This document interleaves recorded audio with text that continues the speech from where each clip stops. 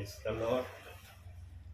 प्रभूच्या नावाला धन्यवाद देऊया प्रियांनो, की देव बाप्पाने ही सुंदरशी वेळ दिलेली आहे.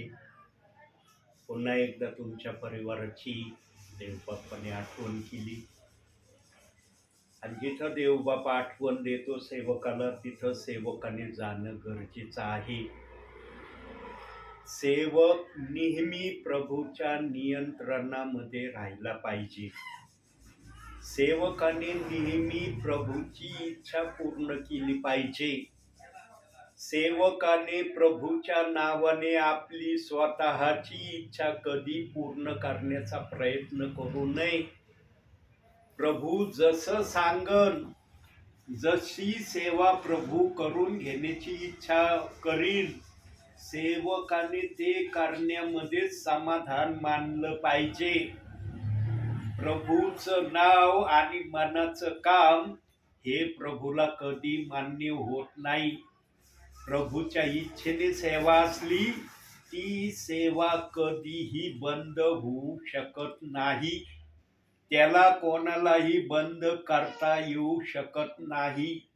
पण जर प्रभूच्या इच्छेने कार्य सेवा नसेल, तर ती सेवा कशी असू शकते हे मी सांगू शकत नाही. म्हणून प्रियांनो, अतिशय आशीर्वादित तुम्ही आहात की तुमची आठवण देवबाप करतो.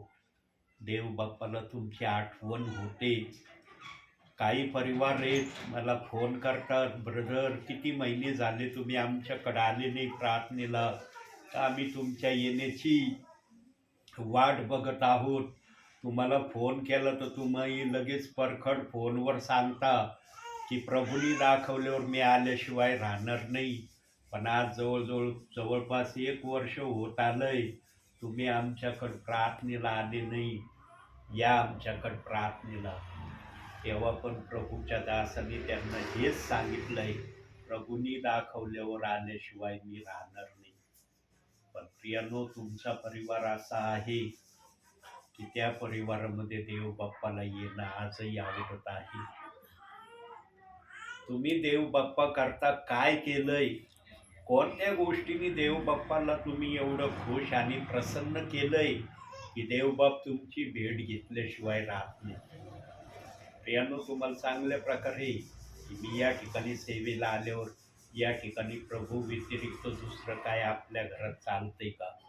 प्रभू उंच झाल्याशिवाय मी या घरातून बाहेर निघत नाही, हे आपण प्रत्येक वेळेला पाहिलेलं आहे.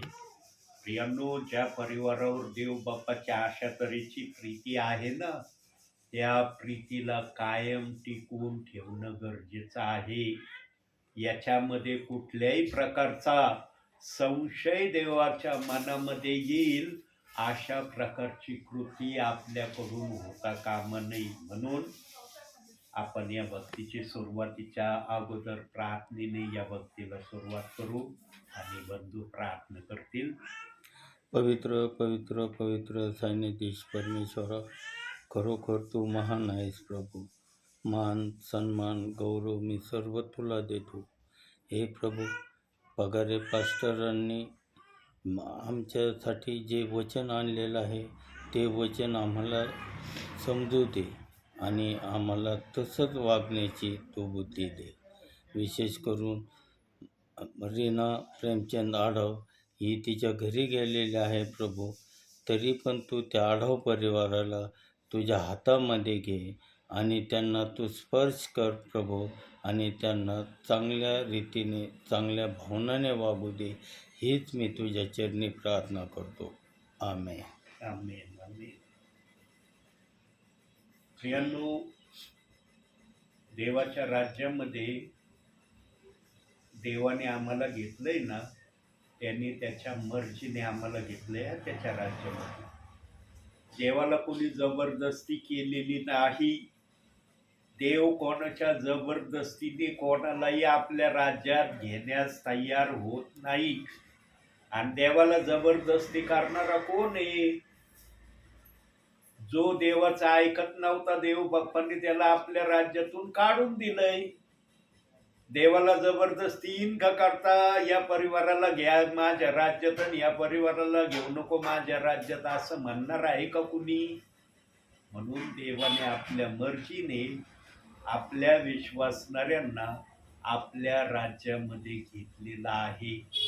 आणि देवबाप आपल्या मर्जीने प्रत्येकाला ज्याच्या त्याच्या कृत्याप्रमाणे, ज्याच्या त्याच्या वागण्याप्रमाणे, ज्याच्या त्याच्या प्रभूसाठी करत असलेल्या कार्या या नावाने प्रत्येकाला आशीर्वाद द्यायला त्याच्याजवळ आजही आशीर्वाद आहे. प्रियांनो, आम्ही काही प्रभूसाठी केलं ना, प्रभू आमच्यासाठी काही केल्याशिवाय राहत नाही. तो आम्हाला दिल्याशिवाय कदापिही एक सेकंदही त्याच्या मनाला चैन पडत नाही. म्हणून प्रियांनो, देवाच्या राज्यामध्ये आम्हाला जर देवाने स्वीकारलं आहे तर आम्ही देवाच्या राज्यामध्ये टिकून राहणं, देवाला खुश करणं याशिवाय आमचं दुसरं कर्तव्य प्रभूमध्ये काही नसलं पाहिजे. बाकीचं जे काही आहे ना, या दोन गोष्टींना सोडून त्या सगळ्या वायफळ गोष्टी आहेत. मग उपदेशक नीतिसूत्रामध्ये वायफळ गोष्टी आणि नीतिसूत्रामध्ये सांगितलंय कोणत्या गोष्टी चांगल्या आणि कोणत्या गोष्टी वाईट आहे. प्रियांनो, ज्यांना आत्मा चालवितो ना, त्यांना कधी गलत रस्त्याने चालण्याची आत्मा प्रेरणा देत नाही. पण आत्मा मनुष्याबरोबर तोपर्यंतच आहे जोपर्यंत तो आत्मेच्या सांगण्याने चालत आहे. आत्मा त्याला दाखवित आहे, त्या गोष्टी करत आहे, तोपर्यंत आत्मा त्याच्या बरोबर संगती ठेवतो. ज्या वेळेस विश्वासणारा सेवक आत्म्याच्या इच्छेच्या विरोधात चालण्याची प्रक्रिया दाखवतो, आत्म्याला स्वइच्छेने येणं जर समजतं कोणामध्ये, तर आत्म्याला स्वइच्छेने जाणं पण समजतं. त्याला सांगायची गरज पडत नाही की तू इथं थांबच म्हणून. म्हणून आत्म्याला जर आमच्यामध्ये सदोदित आमच्या हृदयरूपी घरामध्ये ठेवायचं असेल तर त्याचं ऐकणं महत्वाचं आहे. त्याच्या इच्छा पूर्ण करणं महत्वाचं आहे. तो जे दाखवीन त्याच गोष्टी तुम्ही करणारे असा. मग ती जी गोष्ट आत्मा दाखवील ती आत्मेने दाखवली. आत्मा जे दाखवतो त्याच्या मागा आत्म्याचं कारण उद्देश असल्याशिवाय दाखवित नाही. आज मोठमोठ्या सेवकांच्या मीटिंगाला दूर दूरून लोक प्रार्थनेला जातात. का जातात? कारण त्या सेवकाजवळ आत्मा तसा आहे जसा आत्मा त्याच्यामध्ये राहण्याची इच्छा ठेवतो. जो सेवक आपल्या हृदयामध्ये आत्म्याला खुश आणि संतुष्ट ठेवतो ना प्रियांनो, आत्मा त्या सेवकाला चमकवल्याशिवाय राहत नाही. सिनाई पर्वतावरून जेव्हा मोशे 40 दिवस 40 रात्र उपास करून खाली येत होता, तेव्हा मोशेच्या चेहऱ्यावर इतकी चमक आलेली होती. 40 दिवस 40 रात्र त्यांनी उपास धरला होता. त्याचा उपास असा नव्हता बरं का, सकाळपासून संध्याकाळपर्यंत उपास धरायचा, संध्याकाळ झाली की जेवण करायचं, असा उपास नव्हता धरला मोशेने.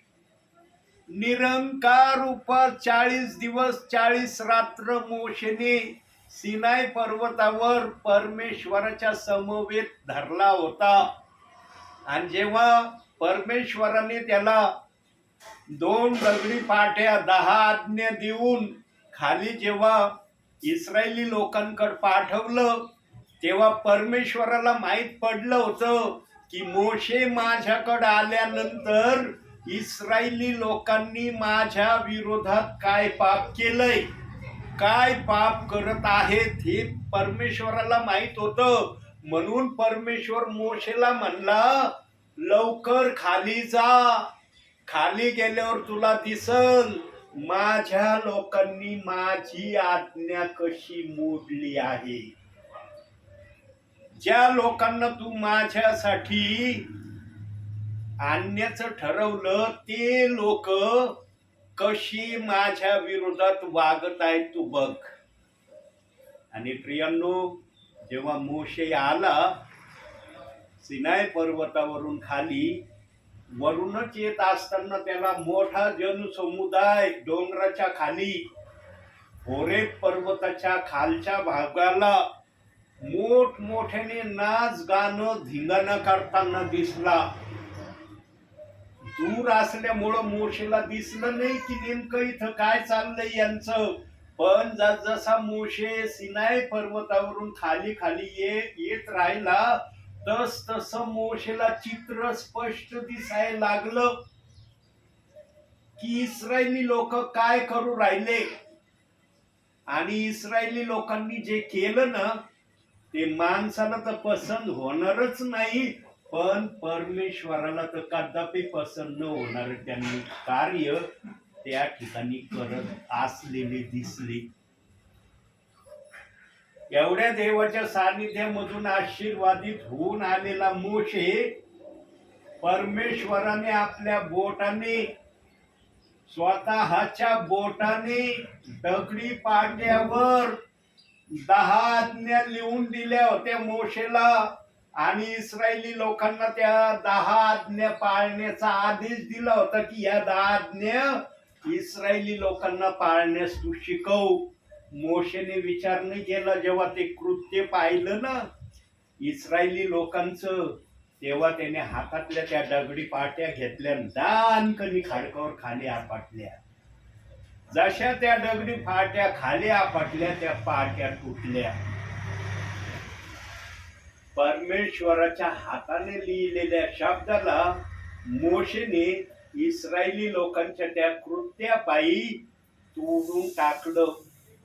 प्रियांनो, परमेश्वराने इतक्या मेहनतीने 40 दिवस 40 रात्र सिनाय पर्वतावर दगडी पाट्यांनी 10 आज्ञा लिहिल्या होत्या. मनुष्याने एक रागाची घटना पाहिली, एक असं कृत्य पाहिलं. त्या कृत्याच्या पायी परमेश्वराने दिलेल्या आज्ञेच्या पाट्या फोडून टाकल्या. कसं वाटलं असेल परमेश्वराला? कसं वाटलं असेल? परमेश्वर म्हणला असेल का, शाबाश मोशे, फार उत्तम काम केलं तू, माझ्या हाताने लिहिलेल्या पाट्या फोडल्या तू, मला खूप आनंद होत आहे. म्हणला असेल परमेश्वर असं? प्रियांनो, परमेश्वराने पण ठरवलं. काय ठरवलं परमेश्वराने?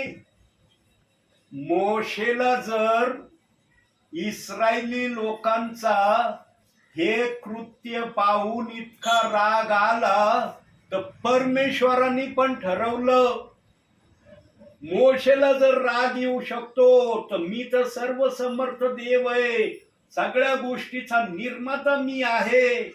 निर्मितीला जर चीड आली तर निर्मात्याला किती चीड यायला पाहिजे. परमेश्वराने ठरवलं होतं. काय ठरवलं होतं? जेवढे लोक मोशेने होरेब पर्वताच्या खाली नाच गाणं करताना पाहिलेलं होतं, तेवढ्या लोकांना परमेश्वर मारून टाकणार होता. आणि मोशेला परमेश्वर बोलला पण, हे सर्व लोक जे तू पाहिले, या लोकांच्या त्या कृत्यांमुळं तू चिडला आणि मी दिलेल्या 10 आज्ञेच्या 2 पाट्या तू फोडून टाकल्या. तुझ्या या रागामुळं मी पण रागात आलेलो आहे, मला पण चीड आलेली आहे आणि या लोकांना मी सोडणार नाही. जेव्हा परमेश्वर मोशेला असा बोलला ना प्रियांनो, तेव्हा परमेश्वराशी मोशे बोलला. काय बोलला ते आपण आता वचनातून पाहू. कारण तोंडी आपण भरपूर ऐकलं, जरा वचनाचा सबळ पुरावा पण आपण प्रभूच्या उपस्थितीमध्ये पाहू. की मोशेला परमेश्वर जेव्हा बोलला की या लोकांना मी मारून टाकणार आहे, तेव्हा मोशेने परमेश्वराला काय उत्तर दिलं ते आपण वचनातून पाहू. निर्गमाचं पुस्तक 32वा अध्याय 32वंच वचन.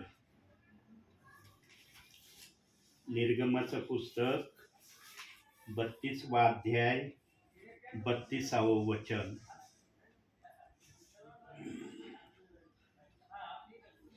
परमेश्वर मोशेला म्हणाला, माझा चष्मा घरी राहिलंय ना आज.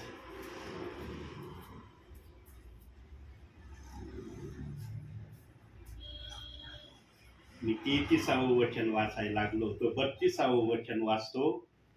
तरी आता तू त्यांच्या पातकांची क्षमा करशील तर, न करशील तर तू लिहिलेल्या वहीतून मला काढून टाक. म्हणजे मोशे परमेश्वराला थोडक्यात काय म्हणला, या लोकांना तू मारायचं ठरवलेलं आहे ना, तुझं या लोकांना मारणं मला पसंत नाही. मला जरी या लोकांची चीड आली, त्यांची चीड आल्यामुळं मी दगडी पाट्या जरी फोडल्या तरी मी या निर्णयाच्या बाजूने नाही की तू जे मला सांगितलं की या लोकांना मी मारणार आहे, मी त्यांना मारण्याच्या पक्षामध्ये तुझ्या बाजूने नाही. आणि जर तुला असं करण्याची जर तू इच्छा करत असला तर तू प्रथम मला आपल्यापासून दूर कर. म्हणजे मला काढून टाक, वहीतून काढून टाक. म्हणजे काय, प्रथम मला मारून टाक, मग तुला या लोकांना काय करायचं असेल ते कर. जेव्हा मोशे हे बोललं ना, तेव्हा परमेश्वराने पण मोशेच्या या वाक्याला उत्तर दिलं. ते आपण आता वाचूया. परमेश्वर काय म्हणला बघा. परमेश्वर मोशेला म्हणाला, ज्या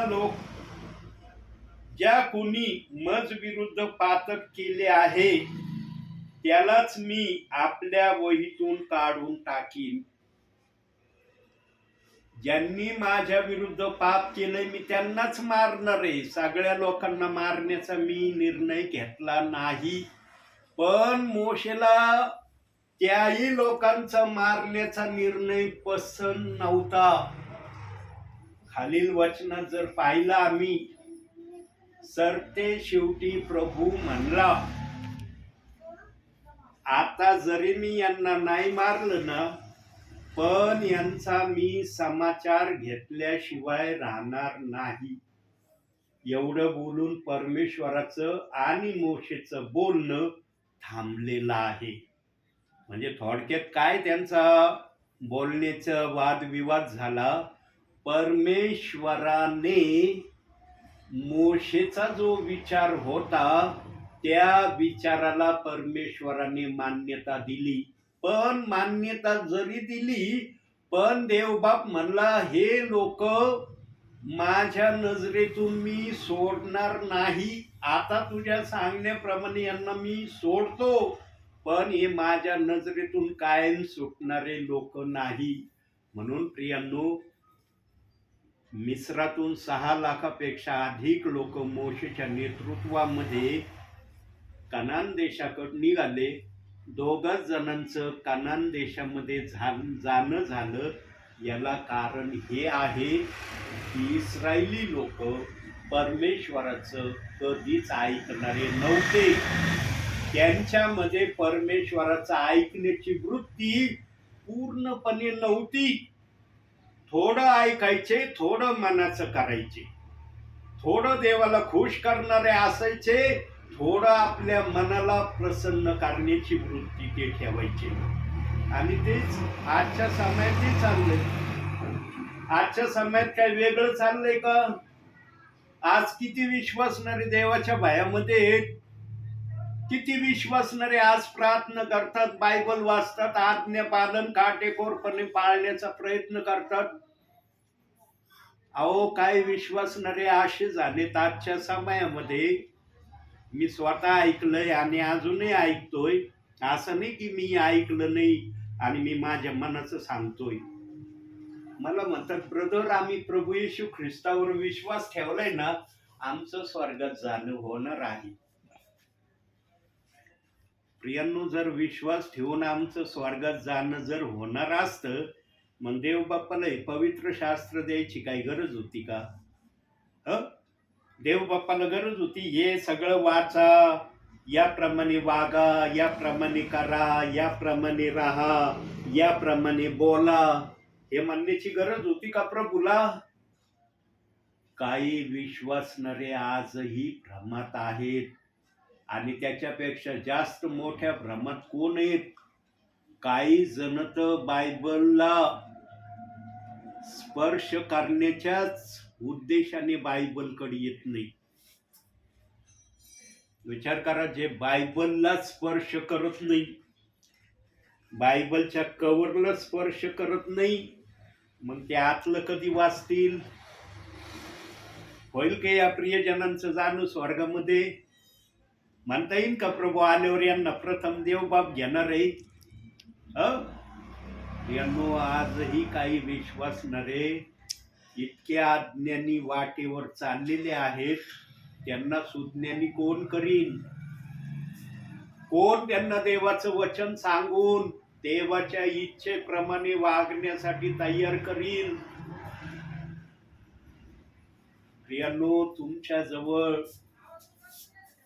5 विश्वासणारे जरी असले ना, 5 विश्वासणारे, 5 परिवार नाही म्हणत प्रभू, 5 विश्वासणारे, त्या 5 विश्वासणाऱ्यांना तुम्ही देवाच्या वचनाप्रमाणे जर तयार केलं ना, आणि देवाच्या इच्छेप्रमाणे ते प्रभूच्या राज्याकरता जाण्यास तयार झाले ना, तुम्ही प्रभूची सेवा आत्म्याने आणि खरेपणाने केली. डोंगरावर येशू ख्रिस्ताने 3 दिवस नॉन स्टॉप बर का, न थांबता, दिवसाचं न थांबता, रात्रीचं पण न थांबता, असं नाही रात्रीचा आराम केला आणि सकाळचं वचन सांगितलं, असं नाही, रात्री पण सेवा, दिवसा पण सेवा, अशी 3 दिवस सेवा डोंगरावर लोकांच्या समवेत केली.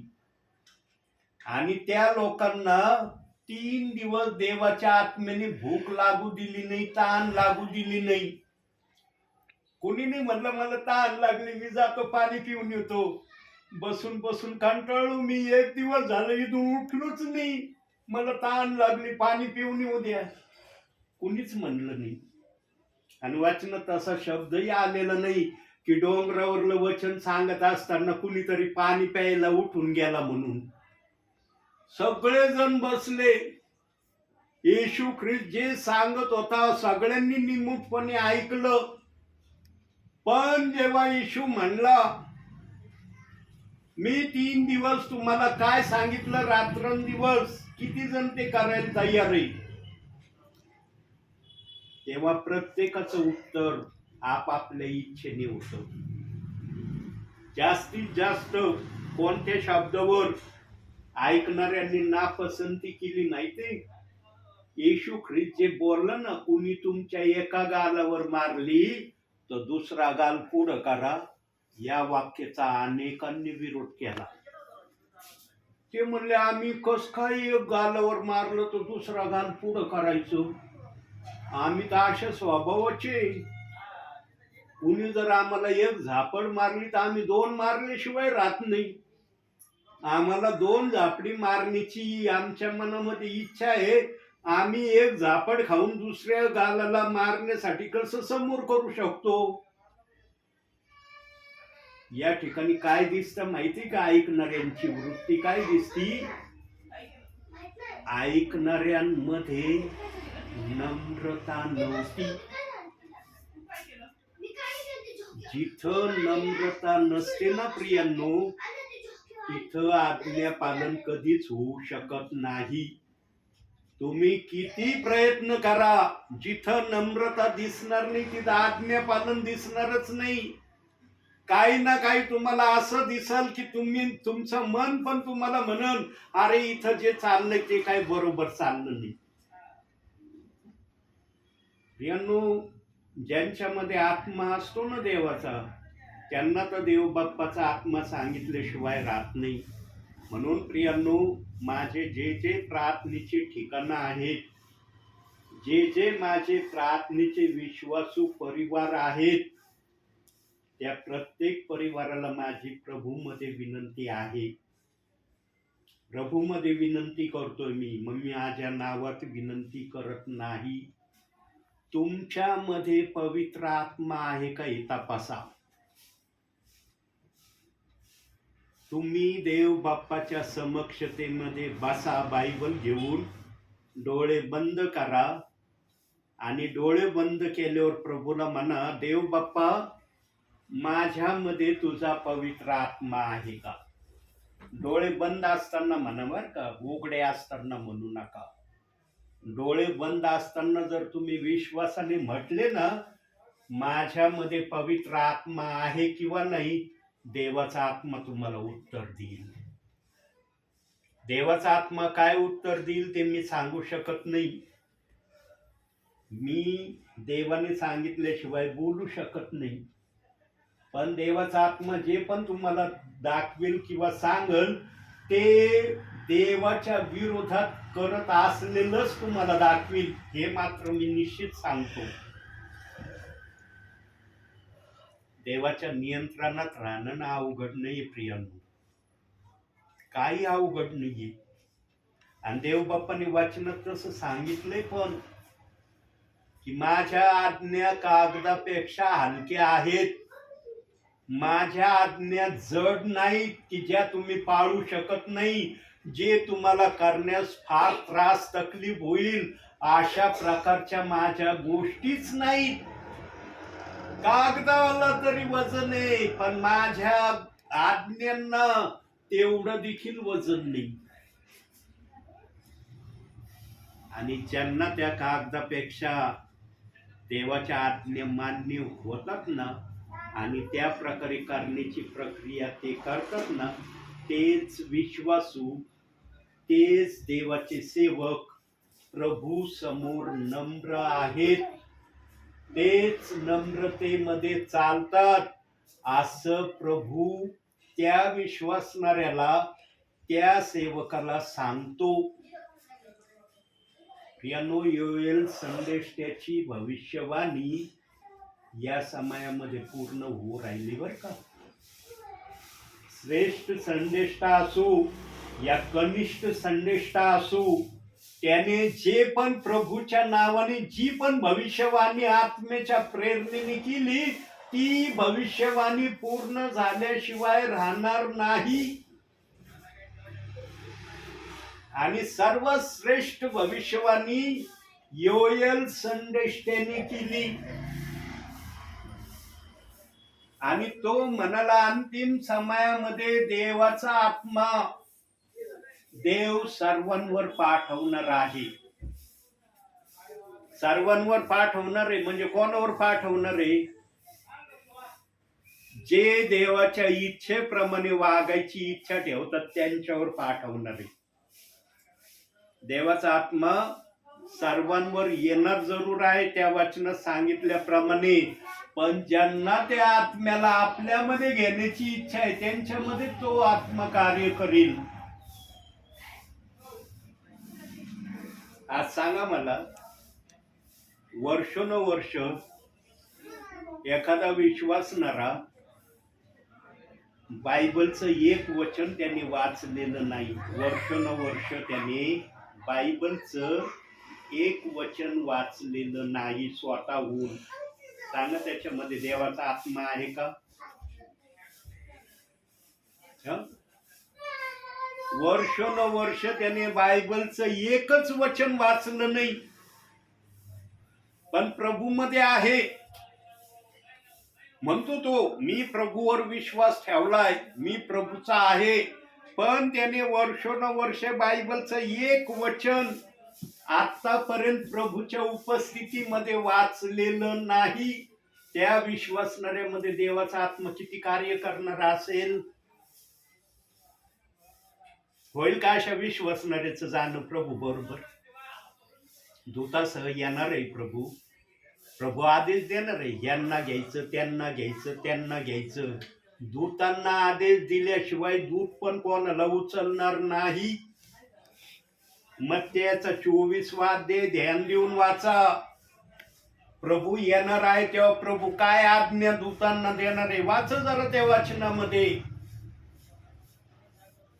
प्रभू येणार जरूर आहे दूताबरोबर, पण दूतांना देव बाप आदेश देणार आहे कोणाला घ्यायचं आणि कोणाला नाही घ्यायचं.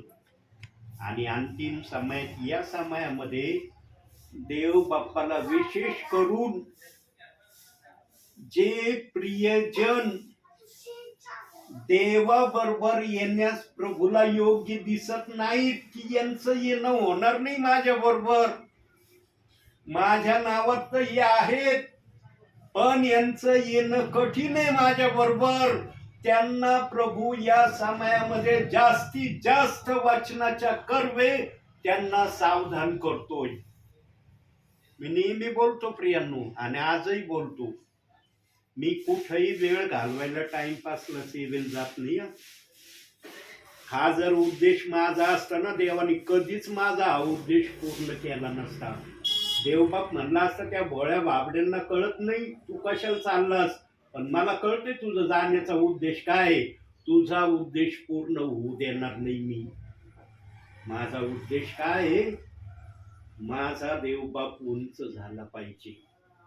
आणि ज्या प्रियजनांमध्ये माझा देवबाप उंच होण्याची इच्छा ठेवतो, ते प्रियजन पण प्रभूच्या नजरेमध्ये योग्य प्रभूने म्हणावे, यासाठी मी या ठिकाणी प्रार्थनेला येतोय.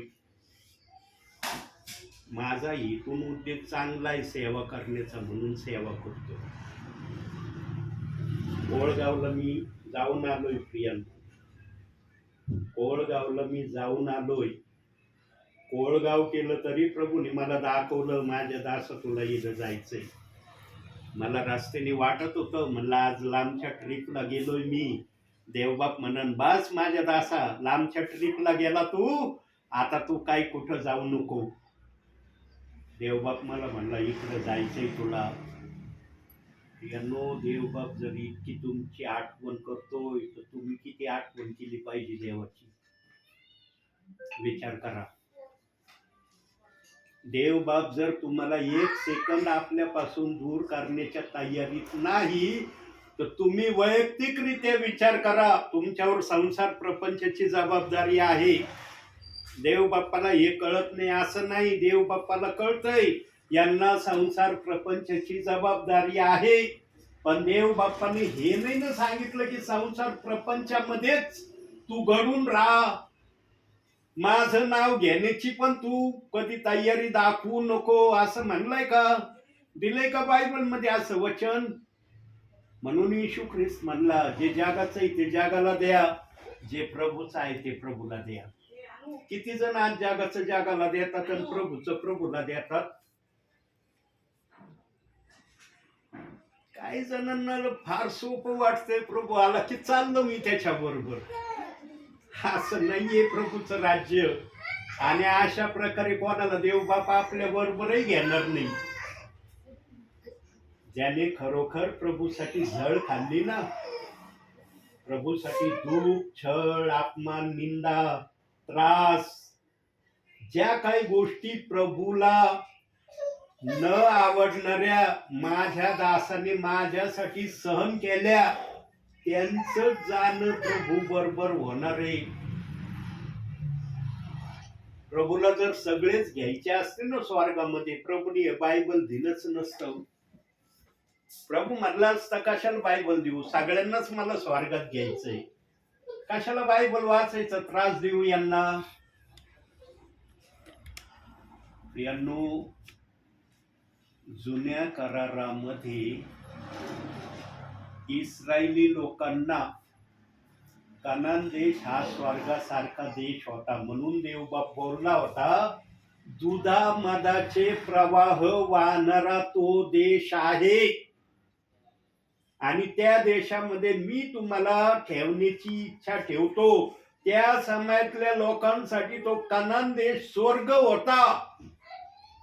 पण आजच्या या नवीन करारामध्ये आम्हाला प्रत्यक्षरित्या प्रभूने वर जो स्वर्ग त्याच्यामध्ये बनवलाय, ज्याच्या स्वर्गामध्ये प्रभू स्वतः राहतोय, तिथं प्रभू आम्हाला नेण्याची आशा करतोय.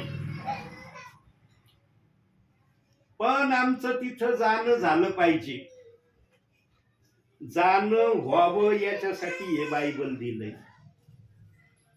याच्यात बघा, याच्यात सांगितलंय स्वर्गात जायचा रस्ता कसा आहे. म्हणून रुंद दरवाजाने जाऊ नका, अरुंद दरवाजाने जा. अरुंद दरवाजा संकोचित आहे, पण तो अरुंद दरवाजा सरळ स्वर्गात जातो. तो स्वर्गाशिवाय दुसरीकडे कुठंच जात नाही. पण रुंद दरवाजा कुठपर्यंत जातो हे मला सांगता येणार नाही. प्रियांनो, आम्ही नेहमी अरुंद दरवाजाने जाणारे असलं पाहिजे. आणि अरुंद दरवाजाने जाणारा विश्वासणारा, अरुंद दरवाजाने जाणारा सेवक कधीही बायबलच्या वाचनाला दोष लावित नाही. सर्वात टॅलेंटेड गुण या दोन विश्वासणाऱ्यांमध्ये हा आहे, ते बायबलच्या कोणत्याही शब्दाच्या विरोधात कधीच काही अपशब्द बोलत नाही. आज सांगा किती जण देवाच्या वचनाच्या विरोधात अपशब्द नाही बोलत? सांगा. अंधारात जर तुम्ही काही अपशब्द बोलले ना, कोणच चावाट्यावर देवबाप म्हणलाय, मी तो ऐकवीन तुम्ही अंधारात बोललेला शब्द.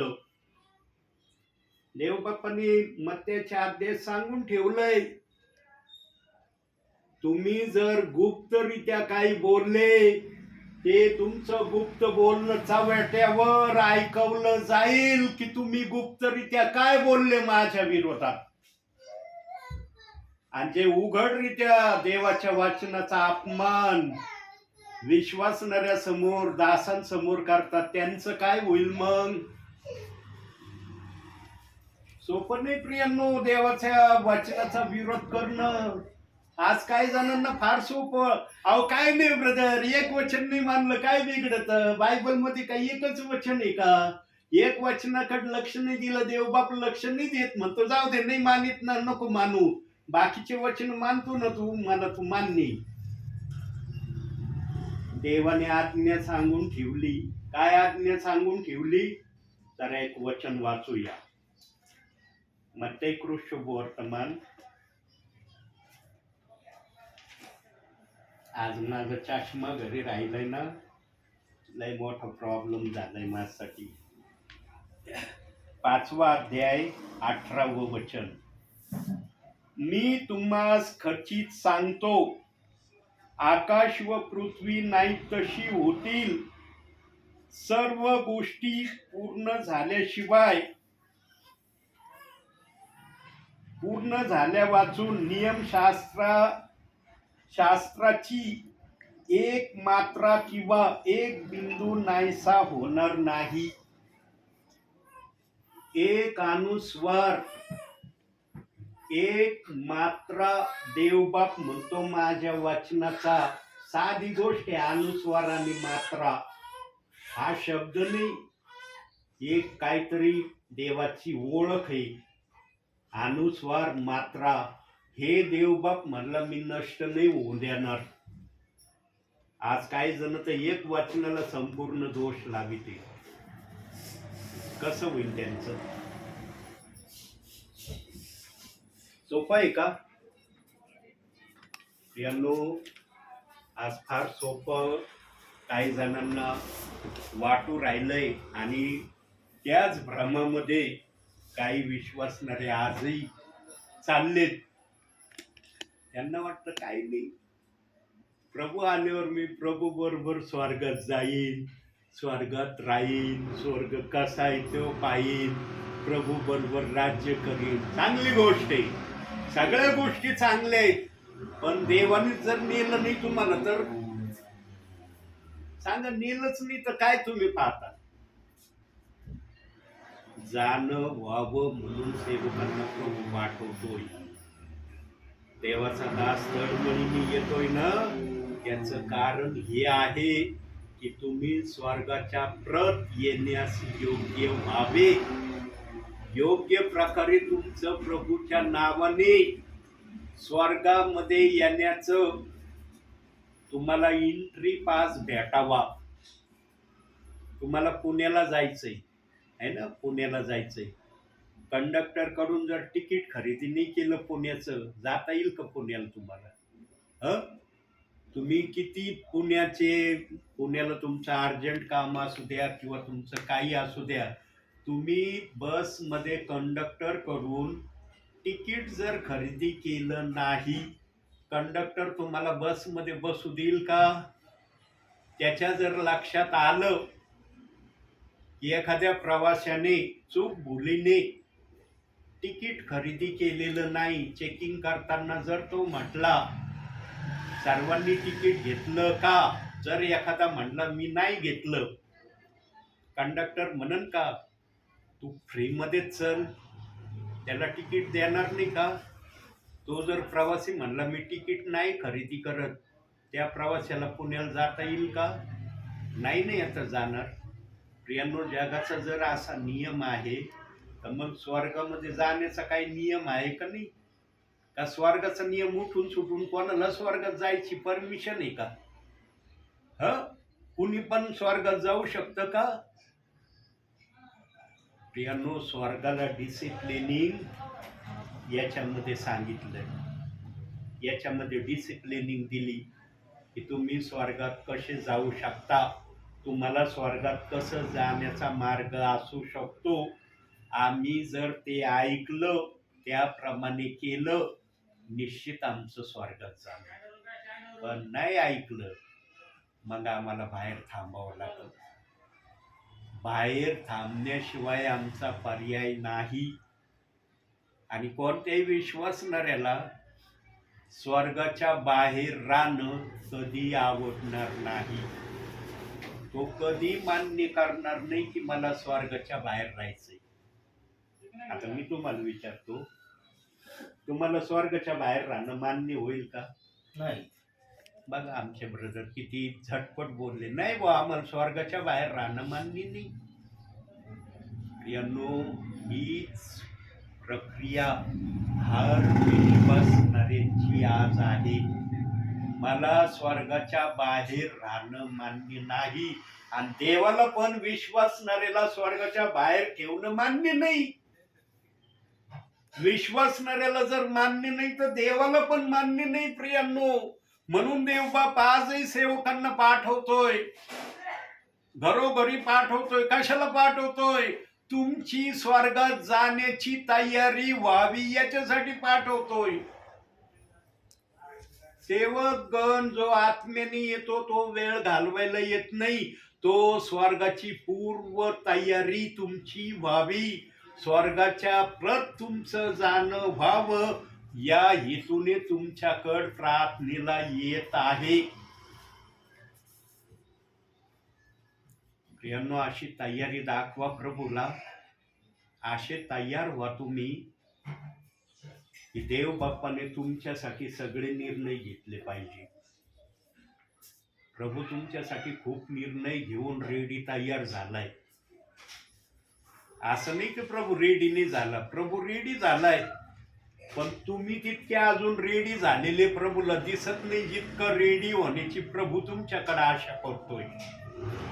आणि तुमच्या मनाची इच्छा आहे तशा रेडी होण्याची. असं नाही की तुमच्या मनाची इच्छा नाही त्या प्रकारे रेडी न होण्याची, परंतु काही गोष्टी तो दुष्ट तुमच्यामध्ये अशा गोष्टी करत आहे की ज्या गोष्टींना पाहून प्रभू म्हणत आहे की तुम्ही त्या दुष्टाच्या काही गोष्टी आपल्या जीवनातून पूर्णपणे काढून टाका. प्रियांनो, त्या दुष्टाला जागा नाही दिली ना तर त्याच्या गोष्टी पण राहणार नाही. त्याला जागा दिली ना तर त्याच्या गोष्टी तुमच्यामध्ये हमखास दिसतील. प्रभूला प्रथम दिसतात, नंतर सेवकाला प्रभू कळवतो.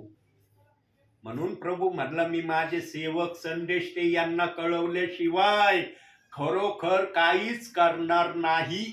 आमोस 3 अध्याय 7व्या वचनात बोललाय. प्रियांनो, असे रेडी व्हा प्रभूसाठी. अशा प्रकारे प्रभू समोर स्वतःला आणण्याचा प्रयत्न करा. मला हा काय म्हणलाय, मला तो काय म्हणलाय, मला ती काय म्हणलंय, याला बाजूला ठेवा. ते तुम्हाला स्वर्गात घेऊन जाणार नाहीत. आणि लक्षात ठेवा प्रियांनो, जो स्वतः देवाच्या इच्छेप्रमाणे वागत नाही ना, तोच दुसऱ्यांना पण देवाच्या इच्छेप्रमाणे वागण्यासाठी तयार होऊ देत नाही. लक्षात ठेवा ही बात नेहमी. जो स्वर्गात जाण्याच्या तयारीमध्ये आहे ना, तोच इतरांना स्वर्गामध्ये घेऊन जाण्यासाठी तयार करू शकतो. हे ध्यानात ठेवा. ही 2 वाक्य. तुम्हाला स्वर्गात जाण्याचं वाक्य मान्य होईल का तुम्हाला स्वर्गात न जाण्याचं वाक्य मान्य होईल, हे ठरवणं तुमच्यावर आहे. जास्त विश्वासणारे ना प्रियांनो, गलत गोष्टींना ऐकून आज प्रभूमध्ये चालत आहेत. आणि गलत गोष्ट काय ऐकून चालत आहे?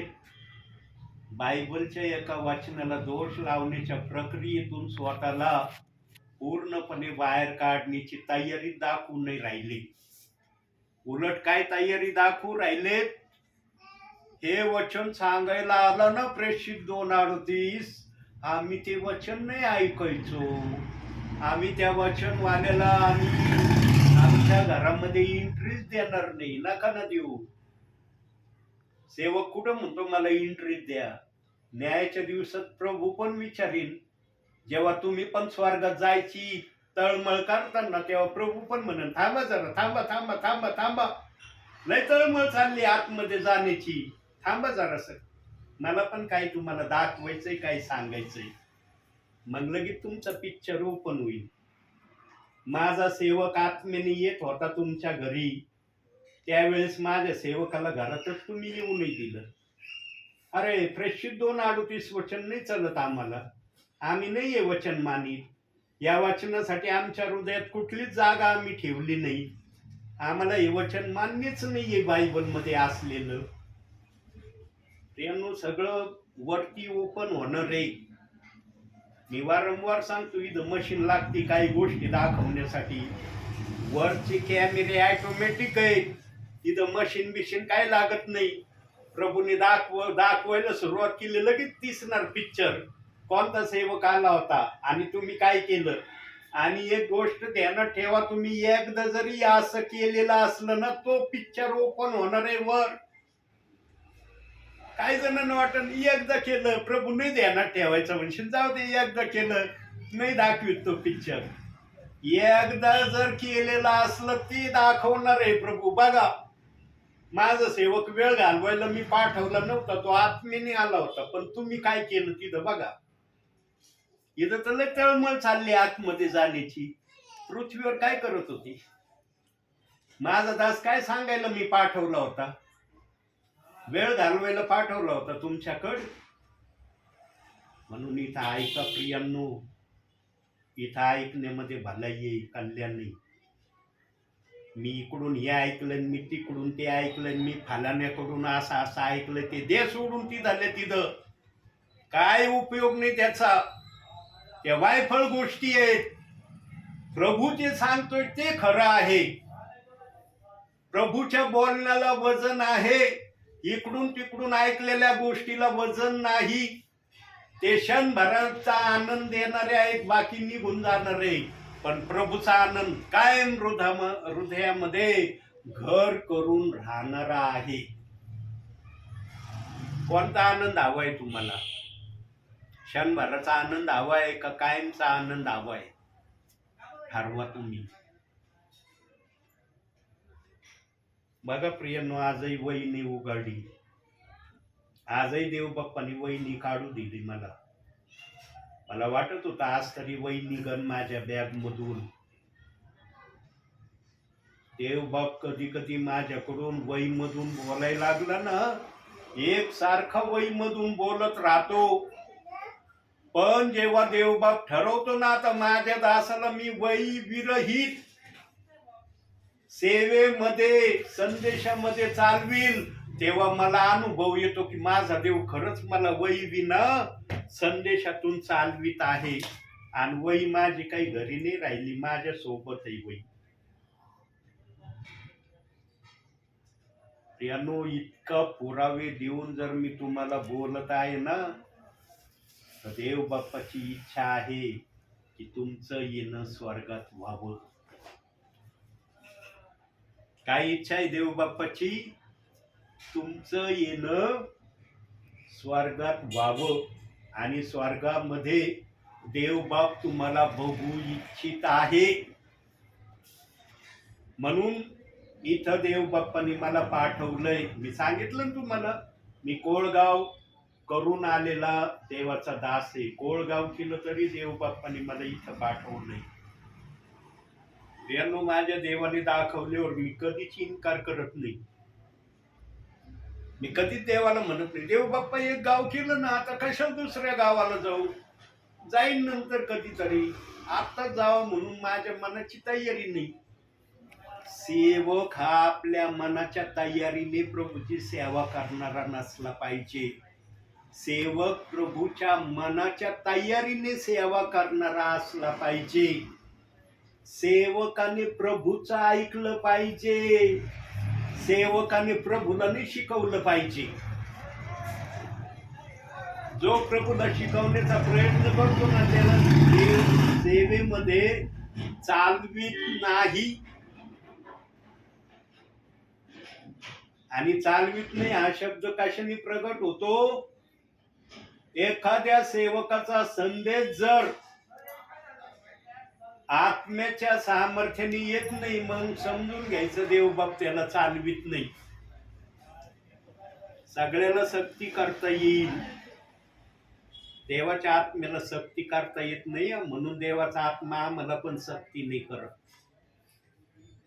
तो विनंती करतो, माझा ऐक, मी तुझ्या बरोबर राहील. पण तू माझं नाही ऐकणार तर मी पण तुझं ऐकणार नाही.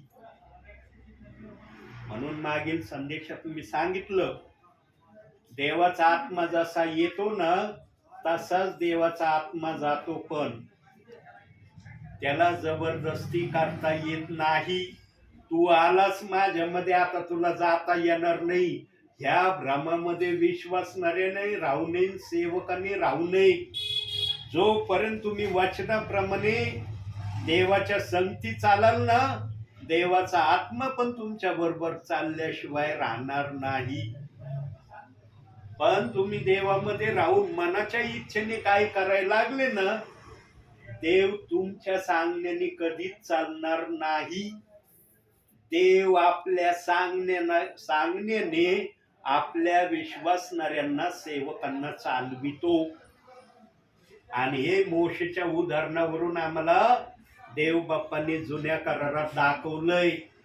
6 लाखापेक्षा अधिक लोक मोशेने मिसर देशातून, फारोच्या दास्यातून, गुलामगिरीतून बाहेर काढले. पण कनान देशात 2 जण गेले. बाकीचे कुठं गेले? मग का जाणं नाही झालं त्यांचं कनान देशामध्ये? ऐकलं नाही म्हणून जाणं झालं नाही. अहो, मोशेचं सुद्धा जाणं नाही झालं कनान देशामध्ये. एवढा मोठा राजा दिला होता देव बाप्पाने इस्रायली लोकांसाठी, पण मोशेला सुद्धा प्रभू परमेश्वर म्हणाला, तुला पण कनान देशात मी जाऊ देणार नाही. पण देवाने मोशेवर एक दया केली. डोंगरावरून प्रभू परमेश्वराने मोशेला कनान देश दाखवला. बघ, दुधामधाचे प्रवाह वाहणारा देश बघतो ना कसा आहे, पण तिथं तुझं जाणं मी होऊ देणार नाही. अहो, मोशे सारख्या दासाला, एवढ्या महान सेवकाला जर देव बाप्पांनी कनान देशात जाऊ दिलं नाही, आमचं स्वर्गामध्ये जाणं इतकं सोपं होईल का? आज लय सोपं वाटतंय स्वर्गात जाणं. काही नाही, विश्वास ठेवला चाललो स्वर्गात. नाही जाणं होणार. विश्वास ठेवणं चांगली गोष्ट आहे. विश्वास ठेवणं म्हणजे काय? तुम्हाला स्वर्गात येण्याची परवानगी, अथॉरिटी मिळाली, पण ती अथॉरिटी टिकवणं महत्वाचं आहे. त्या अथॉरिटीला वचनाप्रमाणे करणं गरजेचं आहे, तेव्हा स्वर्गात जाणं. नुसता विश्वास ठेवूनही स्वर्गात जाणं होणार. स्वर्गात जाण्याचा मार्ग विश्वासाद्वारे मोकळा झालाय, हे देव बाप्पाला सांगायचंय. म्हणून मार्थेला म्हणला होता येशू ख्रिस्त, विश्वास ठेवशील तर देवाचं राज्य स्वर्ग पाहशील. देव बाप्पाजवळ निरनिराळे पुरावे, निरनिराळे विचार आहेत आपल्या शब्दाला प्रगट करण्याचे. देवाचा आत्मा माझ्यासारखा साई आत्मा नाहीये. त्याच्याजवळ हर प्रकारचे शब्द आहेत. जसा विषय येईल तसं पवित्र आत्म्याला बोलता येतं. सेवकाला नाही जमत बर का असं, कारण सेवकाने जेवढं तयारी केलेली असती, मनन केलेलं असतं, सेवकाला तेवढं सांगता येतं. देवाला काहीही सांगता येतं. कुठूनही सुरुवात, कुठूनही शेवट प्रभूच्या आत्म्याला करता येतो. त्याला बंधन नाहीये. म्हणून आम्ही देवाच्या बंधनामध्ये राहण्याचा जास्तीत जास्त प्रयत्न केला पाहिजे. आम्ही जर देवाच्या बंधनामध्ये, देवाच्या अनुशासनामध्ये राहण्याचा जर प्रयत्न केला नाही ना प्रियांनो, तर मग आम्हाला न्यायासाठी उभं राहण्याशिवाय दुसरा पर्याय नाही. न्यायापासून जर वाचायचं असलं तर देवाची इच्छा पूर्ण करण्याची आजपासून तयारी करण्याची, मनाची तयारी करा. म्हणून आजच्या या छोट्याशा संदेशातून देवबाप तुम्हाला आणि मला भरपूर आणि भरपूर आशीर्वाद देव. आमेन.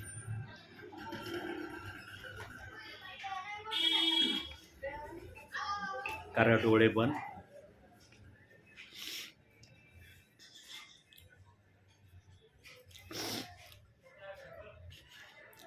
काही सेकंद आपण शांत राहूया प्रियांनो. आपल्या मनाला आपण स्थिर करूया, एकाग्र करू आपल्या मनाला. मग आपण प्रार्थनेत जाणार आहोत.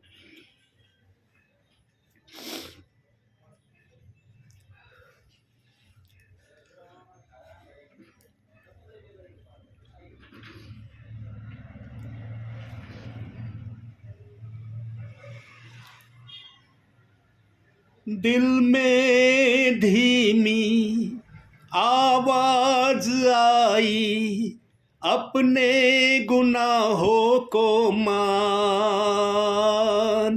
जान लिया मैंने आवाज उसकी, जिसका किया अपमान.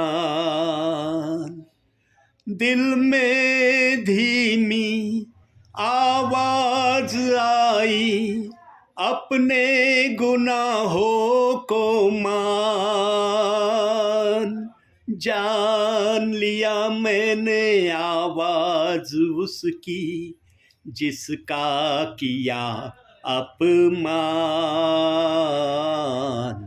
प्रार्थना में जो कुछ मांगा पूरा करो अरमान. प्रार्थना में जो कुछ मांगा पूरा करो अरमान. सारी खताएं मानता हूँ, तेरा करूँ अब ध्यान. प्रार्थना में जो कुछ मांगा पूरा करो अरमान. प्रार्थना में जो कुछ मांगा पूरा करो अरमान. होय माझ्या बापा, आम्ही तुझ्याकडे प्रार्थना करत आहोत. स्वर्गीच्या देवा, स्वर्गामध्ये येणं ही आमची सर्वात मोठी आशा आम्ही तुझ्याकडे केलेली आहे. आम्हाला स्वर्गात यायचं आहे. स्वर्गात येण्यासाठी जे काय आम्हाला करायला लागेल ते आम्ही करायला तयार आहोत माझ्या बापा. तसं मन, तसं अंतःकरण आमचं तू बनव माझ्या बापा, की आम्ही स्वर्गासाठी कोणत्याही गोष्टीने येण्यासाठी स्वतःला तयार ठेवावं. स्वर्गीच्या देवा, आजही तू आपल्या सेवकांच्याद्वारे आपल्या विश्वासणाऱ्यांच्या गाठी भेटी घेत आहे. आजही तुला आपल्या विश्वासणाऱ्यांचा कळवळा येत आहे. जसा येशू ख्रिस्ताला मोठ्या जनसमूहाचा कळवळा यायचा, तसा तुला आज प्रत्येक परिवाराचा कळवळा येत आहे माझ्या बापा. म्हणून तू सेवकांना आज आत्म्याच्या प्रेरणेने सेवेला पाठवित आहे. स्वर्गीच्या देवा, या परिवारावर तुझी दया आणि कृपा तू सदैव ठेवलेली आहे. स्वर्गीच्या देवा, जी तुझी दया आणि कृपा यांच्यावर तू ठेवलेली आहे, त्या दयेला आणि कृपेला कोण यांच्यापासून काढून घेईल माझ्या बापा.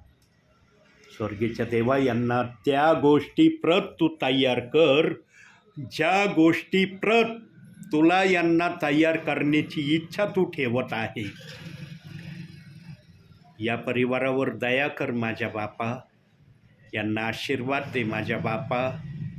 स्वर्गीच्या देवा, या परिवाराच्या सगळ्या प्रार्थना विनंत्या मी तुझ्या पायासमोर ठेवल्या आहेत माझ्या बापा. यांच्या मनातली हर एक इच्छा तुझ्या कृपासनासमोर मी आणलेली आहे माझ्या बापा. प्रभू, आता फक्त उत्तराची अपेक्षा आम्ही तुझ्याकडं करत आहोत. उत्तर तुझ्याकडून आम्हाला भेटावं हीच आमची सर्वात मोठी आशा आम्ही तुझ्याकडं केलेली आहे. प्रभू, आज पुन्हा एकदा या परिवारात तू आला. आज या परिवारात तू आपल्या वचनातून, आपल्या दासाच्या मुखातून बोललेला आहे माझ्या बापा. स्वर्गीच्या देवा, आजचं वचन या परिवारासाठी आशीर्वादित कर माझ्या बापा.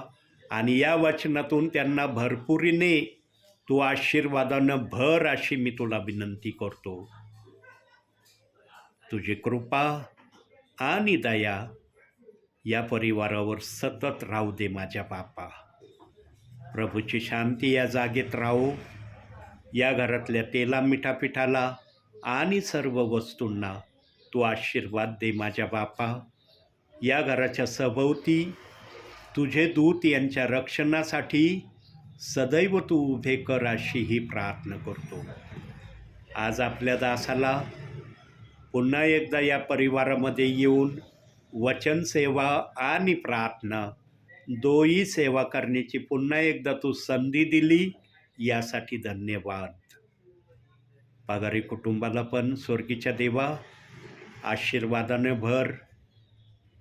होय माझ्या बापा, तुझ्या दासाला पण आशीर्वादाची आवश्यकता आहे. तुझा दास पण आशीर्वादच तुझ्याकडून घेण्याची इच्छा करत आहे. स्वर्गीच्या देवा, तू सर्वांना देणाराच प्रभू आहे. होय माझ्या बापा, आम्हा सर्वांना प्रभू तू सहाय्यता कर हीच तुला विनंती करतो. मान, सन्मान, गौरव सर्व माझ्या बापा तुझ्या पवित्र नावाला देतो. धन्य तारणारा प्रभू येशू ख्रिस्त याच्या प्रिय आणि गोड नावानं मागतो म्हणून तो ऐक माझ्या बापा. आमेन. हे आमच्या स्वर्गातील बापा, तुझे नाव पवित्र मानले जाऊ. तुझे राज्य जसे स्वर्गात तसेच पृथ्वीवर. तुझ्या इच्छेप्रमाणे हो. आमची रोजची भाकर आज आम्हाला दे. आणि जसे तू आमच्या गुन्ह्यात सोडले आहे तसे तू आमच्या गुन्ह्यात सोड. तर आम्हास परीक्षेत आणू नको, तर आम्हास वाईटापासून सोड. कारण की राज्य, सामर्थ्य आणि गौरव ही सर्व काळ तुझीच आहे. आमेन. प्रभू येशू रक्त की जय. प्रभू येशू रक्त की जय. प्रभू येशू रक्ताचा जय जयकार असो. आमेन.